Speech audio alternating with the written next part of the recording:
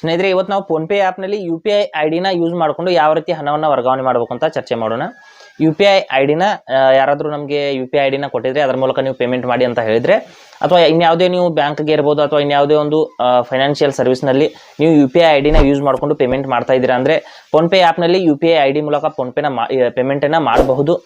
ಯಾವ ರೀತಿ ಮಾಡೋದು ಅಂತ ನಾನು ಸಂಪೂರ್ಣವಾಗಿ ಇವತ್ತು ಹೇಳ್ತೀನಿ. ಹಾಗೆ ನಮ್ಮ ಚಾನಲ್ಗೆ ಮೊದಲು ಬಂದಿದ್ದರೆ ದಯವಿಟ್ಟು ನಮ್ಮ ಚಾನಲ್ನ ಸಬ್ಸ್ಕ್ರೈಬ್ ಮಾಡಿ ಮತ್ತು ಪಕ್ಕದಲ್ಲಿರುವಂಥ ಬೆಲ್ ಐಕನನ್ನು ಪ್ರೆಸ್ ಮಾಡಿ ನಮ್ಮ ತಂತ್ರಜ್ಞಾನ ಆಧಾರಿತ ಬೃಹತ್ ಕುಟುಂಬದ ಸದಸ್ಯರಾಗಿ.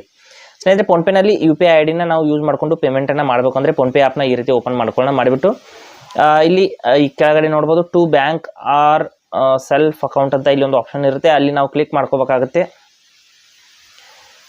ಕ್ಲಿಕ್ ಮಾಡಿದ ನಂತರದಲ್ಲಿ ಮೊದಲು UPI ಐಡಿ ಅಂತ ಸಪ್ರೇಟ್ ಆದಂಥ ಆಪ್ಷನ್ ಇತ್ತು, ಈಗ ಇದರಲ್ಲಿ ಮರ್ಜ್ ಮಾಡಿದ್ದಾರೆ ಸ್ನೇಹಿತರೆ. ಇದನ್ನು ಕ್ಲಿಕ್ ಮಾಡಿ ಈ ರೀತಿ ಓಪನ್ ಮಾಡ್ಕೊಳ್ಳಿ.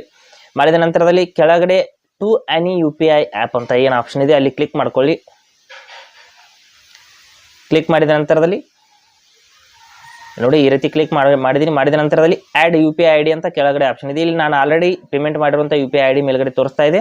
ಇಲ್ಲಿ ಆ್ಯಡ್ UPI ಐಡಿ ಅಂತ ನಾನು ಈ ರೀತಿ ಕ್ಲಿಕ್ ಮಾಡ್ಕೊಂಡಿದ್ದೀನಿ. ಮಾಡಿದ ನಂತರದಲ್ಲಿ ಇಲ್ಲಿ ಬೆನಿಫಿಷಿಯರಿ UPI ಐಡಿ ನೋಡ್ಬೋದು. ಇಲ್ಲಿ ಕ್ಲಿಕ್ ಮಾಡಿಬಿಟ್ಟು ಈ ರೀತಿ UPI ಐಡಿನ ಆ್ಯಡ್ ಮಾಡ್ಕೋಬೇಕು. ಮಾಡಿಬಿಟ್ಟು ವೆರಿಫೈ ಅಂತ ಕ್ಲಿಕ್ ಮಾಡ್ಕೋಬೇಕಾಗುತ್ತೆ. ಕ್ಲಿಕ್ ಮಾಡಿದ ನಂತರದಲ್ಲಿ ನೋಡ್ಬೋದು ಈ ರೀತಿ ಹೆಸರು ಬರುತ್ತೆ. ಅವ್ರ ಹೆಸರನ್ನ ಒಂದ್ಸಾರಿ ಕನ್ಫರ್ಮ್ ಮಾಡ್ಕೊಳ್ಳಿ, ಹೌದಾ ಅಲ್ವಾ ಅಂತ. ಕನ್ಫರ್ಮ್ ಮಾಡಿದ ನಂತರದಲ್ಲಿ ಕೆಳಗಡೆ ಸೇವ್ ಅಂತ ಕ್ಲಿಕ್ ಮಾಡಿ.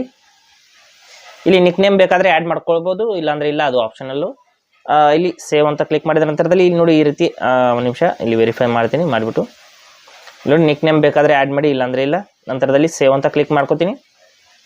ಮಾಡಿದ ನಂತರದಲ್ಲಿ ಇಲ್ಲಿ ನೋಡಿ ಈ ರೀತಿ ಸೇವ್ ಆಗಿಬಿಟ್ಟು ಈ ರೀತಿ ಒಂದು ಪೇಮೆಂಟ್ ಇಂಟರ್ಫೇಸ್ ಇಲ್ಲಿ ಓಪನ್ ಆಗಿದೆ. ನಂತರದಲ್ಲಿ ಇಲ್ಲಿ ಅಮೌಂಟನ್ನು ಹಾಕಿಬಿಟ್ಟು ನೀವು ಪೇಮೆಂಟನ್ನು ಸೆಂಡ್ ಮಾಡಬೇಕಾಗುತ್ತೆ. ನಾನು ಆಲ್ರೆಡಿ ಈ ಒಂದು UPI ಐಡಿಗೆ ಪೇಮೆಂಟನ್ನು ಹಲವಾರು ಬಾರಿ ಮಾಡಿದ್ದೀನಿ.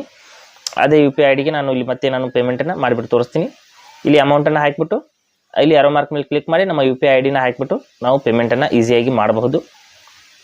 ನೋಡ್ಬೋದು ಈ ರೀತಿ ನಮ್ಮ ಪೇಮೆಂಟ್ ಅನ್ನೋದು ಇಲ್ಲಿ ಸಕ್ಸಸ್ಫುಲ್ ಆಗಿ ಪೇಮೆಂಟ್ ಆಗಿದೆ. ಈ ರೀತಿ ನಾವು UPI ಐಡಿನ ಯೂಸ್ ಮಾಡಿಕೊಂಡು ಫೋನ್ಪೇ ಆ್ಯಪ್ನಲ್ಲಿ ಪೇಮೆಂಟನ್ನು ಮಾಡಬಹುದು. ಹಾಗೆ ಸ್ನೇಹಿತರೆ, ಕೊಟ್ಟಿರೋ ಮಾಹಿತಿ ಸಂಪೂರ್ಣ ಮತ್ತು ನಿರೂಪಣೆ ಮಾಡಿದ ಶೈಲಿ ಉತ್ತಮ ಅಂತ ಅನಿಸಿದರೆ ವಿಡಿಯೋನ ಲೈಕ್ ಮಾಡಿ ಮತ್ತು ನಿಮ್ಮ ಸ್ನೇಹಿತರಿಗೂ ಕೂಡ ಶೇರ್ ಮಾಡಿ. ಹಾಗೆ ಇದರ ಬಗ್ಗೆ ಸಮಸ್ಯೆಗಳು ಡೌಟ್ಗಳಿದ್ದರೆ ಕಮೆಂಟಲ್ಲಿ ಅವಶ್ಯವಾಗಿ ತಿಳಿಸಿ. ಮುಂದಿನ ವಿಡಿಯೋದಲ್ಲಿ ಮತ್ತೊಂದು ಹೊಸ ವಿಷಯದೊಂದಿಗೆ ಇರ್ತೀನಿ, ಮುಂದೆ ಬರ್ತೀವಿ. ಅಲ್ಲಿವರೆಗೂ ಟೇಕ್ ಕೇರ್.